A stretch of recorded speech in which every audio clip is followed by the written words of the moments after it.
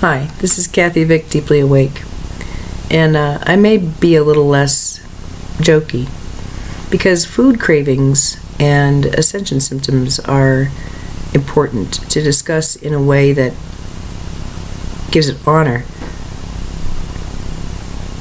What happens when you suddenly don't have any interest in the food around you?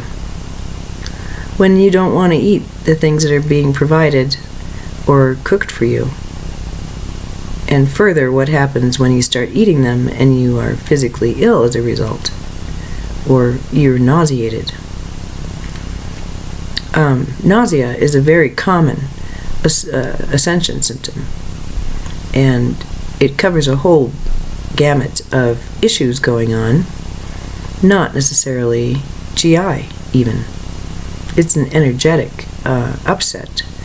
And so, food cravings occur when our body habitus and our akash, our Merkaba, are realigning. And the things that used to give us pleasure and nourishment change. As a result, we may get pushed, nudged, and unnaturally certain that certain foods are better than others to eat for us. Now, I have no problem with anyone having any diet they want. Enjoy it, please. Don't assume it's going to be good for me, though. And that includes vegans and all the rest of people who have found not only health and happiness, but attainment through diet. Diet becomes less and less of an issue as you become clearer and clearer, because you listen more and you don't put in your body that which it would prefer not to have to digest and dispose of. There are certain foods, when they are craved, can perhaps only in retrospect prove to you that something in your body was requiring assistance. There are certain foods which can assist in the state of apoptosis, which is when our bodies can recognize illness at a cellular level. And through this miracle, those cells self-destruct cooperatively, without the great attacking of the glucophage and all the rest of the defense system that we've learned about as medical people. Apoptosis is something that is induced with marijuana. The trigger which allows us to self-regulate and heal is legislated against. Interesting. But honey, not in Colorado. So there are certain things that I actually did crave, and I put two and two together later. There are certain times when certain cravings come back, and I no longer question my cravings, because I understand that my cravings are assisting my body in maintaining my health. Not a nuisance symptom of some energetic illness, but the real deal. Something that's going to heal me of a cancer that is beginning to blossom. So, is it okay if all you want to eat is strawberries and oatmeal cookies? Well, I guess the only person who can decide that is you. If you allow someone with a white coat to tell you what is good for you and bad for you, well, That isn't it funny how you wind up seeing him again and again and again for medications and checkups and diagnostics and stress and anxiety, instead of listening to one's own body and perhaps doing something that might be out of the box a little bit. There are certain foods that are better avoided, and there are certain foods that I know I must work at, my body must compensate for if I am to ingest them. I don't know how I know that, but I mean, I had a hot dog today. It was so good. Chili cheese dog with extra onion on top. Knowing full well that I was eating a tube of, I don't know, pig lips and tumors. But somehow the joy, for me, neutralizes the pain and the weirdness that I'm ingesting. And it becomes a celebration in freedom. Oh, look what I get to eat today. Like that. It's a different way of looking at nourishing ourselves, I think, and it certainly has served me well. Food cravings can be better understood using a pendulum. If you are craving something again and again, and you have been told, oh, that's a bad thing to eat, like chocolate. All right, let's see about that. Put that in your hand. Put that little chocolate in your hand. And ask. You don't even have to language the question. I hope you understand that. The body's smart enough to know what you're doing. The body's holding the pendulum. Understood? So, yeah, it knows what it's doing. It'll tell you. This chocolate is probably good for you, or not probably. It either is or it isn't, and that's the beauty of a pendulum. Unless it needs to be, hidden at this time. That's why I like that little kicker. Because otherwise I always walked away kind of scratching my head. But if you have those three, then you've got the keys to the kingdom. I do want to talk about food as it relates to Ascension to close.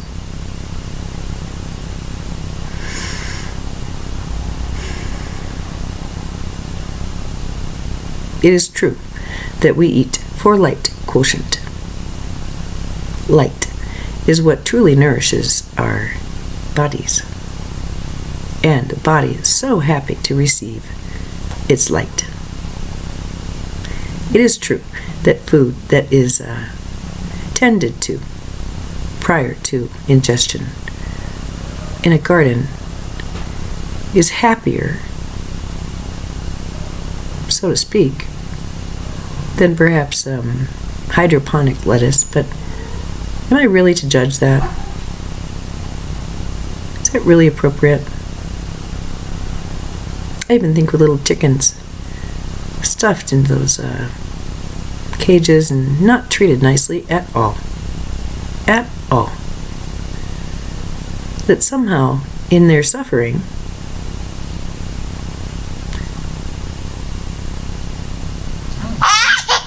they're sacrificing. They are giving to me their life, their greatest effort. So, if I take a plate of chicken and I'm thinking, oh, that poor chicken, this is gross, this is not good for me, those poor chickens, and then you eat it, oh, the misery, the sadness, the oppression.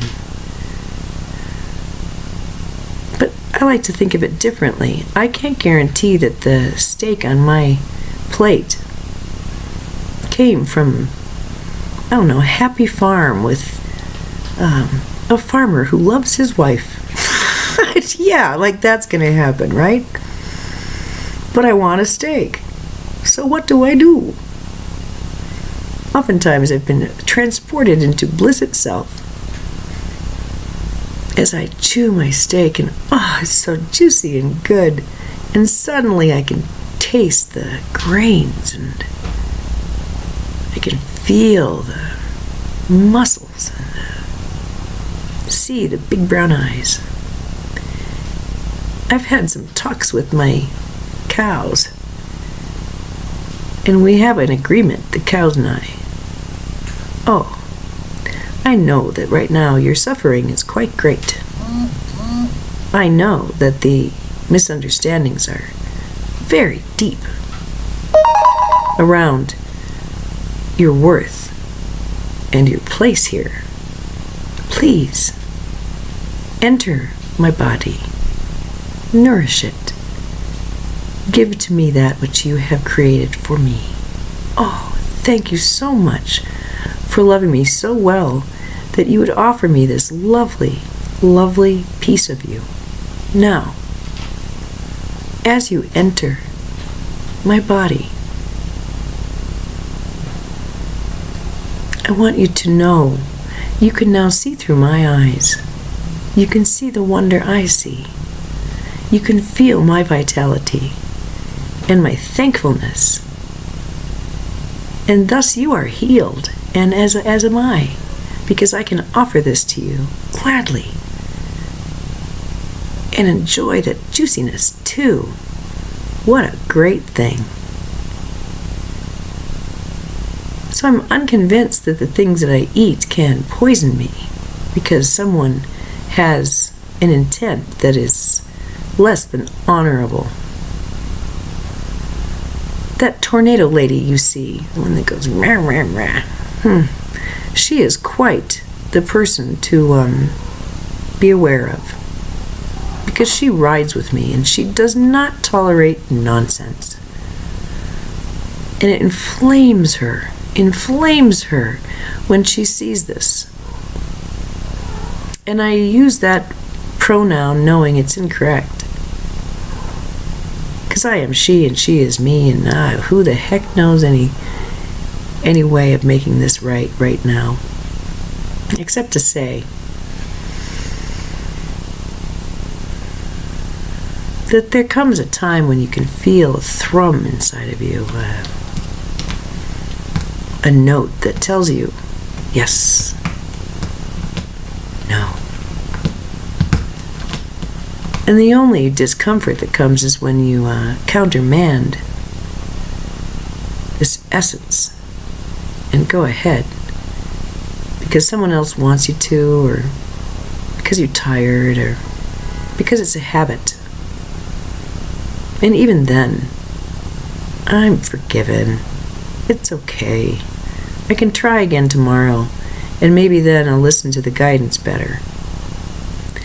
So I mention that simply because I want you to consider that there's more permission about than not. And there's more safety in your body than you might currently believe. Processes which are in place to hold you steady during all storms and all manner of problems. The topic of disease and illness is extensive, and there's no way I can even begin to discuss it here now, but for now we're not talking about disease, and we're not talking about illness. We're talking about appropriateness and what is good for you and what is not so good for you. And even that is a judgment that I would like to think we get away from. That which I prefer. That which delights me. If that's the metric, no, I prefer this over here. Or, oh, I like that. That's very delightful to me. Then it becomes a more personal experience. That, of course, can be said of any endeavor. But eating is a very prime one that we all experience. I did state that there comes a time when you don't have to eat anymore. And I know that there have been days and days where I have not eaten a thing, and I haven't noticed it. People may say I'm losing weight, but the last, 4 weeks, I've gotten on the scale and it hasn't budged. And yet, I've had to throw away a lot of clothes because they no longer fit. And I know I'm not going to change my body. It's going to remain this way. It's going to get smaller, actually, because that's what I prefer. And so I think I'll end with that, because I think that there's a madness when it comes to weight loss. Weight loss and overweight. We'll talk about that some other time. But the idea behind this is that it's about knowing that you're already safe. There's nothing that can really harm you from the outside without a certain lack of mindfulness. It is a choice, is it not, what you put in your mouth? It's not, you're not being coerced by anyone, really. Although it may seem and feel like coercion on a, subtle level, but it's not.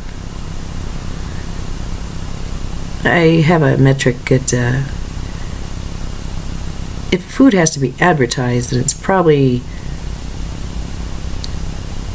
in someone else's benefit other than mine if I ingest it. It's sort of the way I roll. I appreciate it when a vendor wants to tell me when they're open or some new doodad like a Denny's, but when it comes to trying to sell me a lifestyle, I don't think so. If your body's craving oatmeal cookies and strawberries, so be it. Let it be.